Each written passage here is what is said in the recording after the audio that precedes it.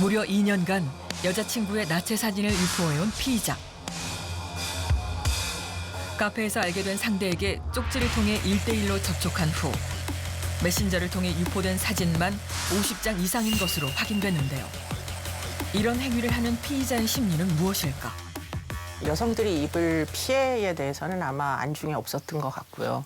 뭐 인격체로 대했다고 보기는 어렵죠. 그러니까 뭐 일종의 본인이 포획한 무슨 사냥한 트로피니까 이거를 내 성과물로 자랑을 해도 그게 큰 문제가 안 된다. 이 정도로 생각을 하는 성인지적으로 몰이한 이런 입장이 결국은 이런 행위를 발생하게 하는 거죠.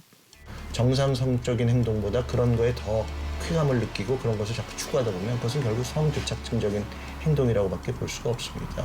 상대방이 원하지 않을 때 나는 그런 거 싫어요 라고 하면 그것을 받아들여야 되는데 그것을 상대방에게 강요하거나 혹은 집요하게 요구한다는 것 자체도 정상적인 성행동, 단순한 취향으로 보기는 어려운 성도착증적인 부분이라고 볼 수가 있죠.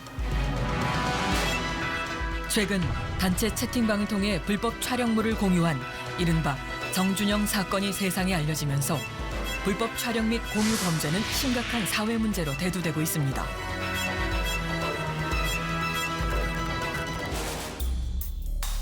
이렇다 보니 온라인상에서 떠도는 불법 촬영물을 삭제해주는 디지털 장의업체도 크게 증가하고 있는데요.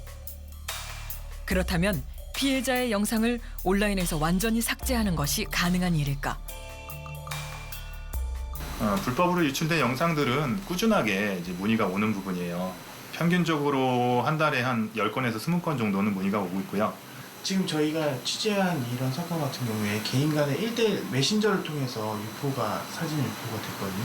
이런 경우에도 어떤 삭제 작업이 가능한가요? 메신저로 유포가 된 경우에는 개인 간에 은밀하게 전송되는 부분이기 때문에 우선은 발견하기가 너무 어려워요. 그 폰을 확보하기 전까지는 삭제하기가 불가능하세요. 개인 간에 다운로드 받은 영상을 충분히 재유포될 수가 있고요. 한 번 유포된 영상은 굉장히 빠른 속도로 또 다시 유포되기 때문에 피해자들은 평생 동안 고통을 받을 수밖에 없습니다.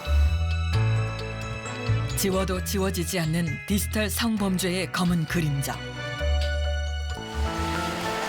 며칠 후 혜진 씨를 다시 만났습니다. 2차 공판에 피해자 진술을 직접 신청했다는데요. 피해자 의견 진술하러 갈 생각이는데 아무리 제가 말을 해도 정말 심한 짓을 함에도 불구하고 가해자가 처벌을 낮게 받을까 봐도 두려워요. 제가 얼마나 고통스러운지 그리고 이 진실이라든지 가해자 저한테 무슨 짓을 했는지 그리고 제가 어떤 심정인지 저만 알기 때문에 제가 직접 말하지 않으면 저는 못 살겠는 거예요. 피의자에게 좀 더 강력한 처벌이 내려지길 바란다는 혜진 씨. 하지만 정작 디지털 성범죄를 저지른 가해자는 가벼운 처벌에 그치는 것이 현실이라는데요. 성범죄거든요.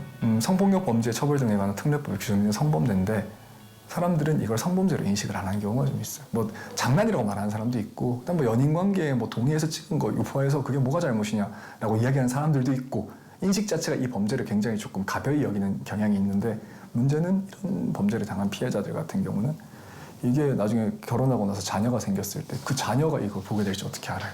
그럼 난 살 수 있을까? 보통 그렇게 생각을 하는 거죠. 네. 되게 피해는 큰데 불구하고 죄가 되게 약하게 규정이 되어 있기 때문에 성폭력 범죄 처벌 등에 관한 특례법 14조 위반, 의사에 반해서 촬영하는 것만으로도 범죄가 되고 5년 이하의 징역, 3천만 원 이하의 벌금, 유포하는 것도 5년 이하의 징역, 3천만 원 이하의 벌금. 이 얘기는 5년 이하, 사탕 하나 훔치는 건 6년 이하. 그러면 이게 법정형으로는 6년이니까 더 높은 거예요. 대법원 자료에 따르면 지난해 선고된 불법 촬영 및 유포 범죄 관련 1심 판결 중 실형을 선고받은 사람은 12.6%에 그쳤습니다.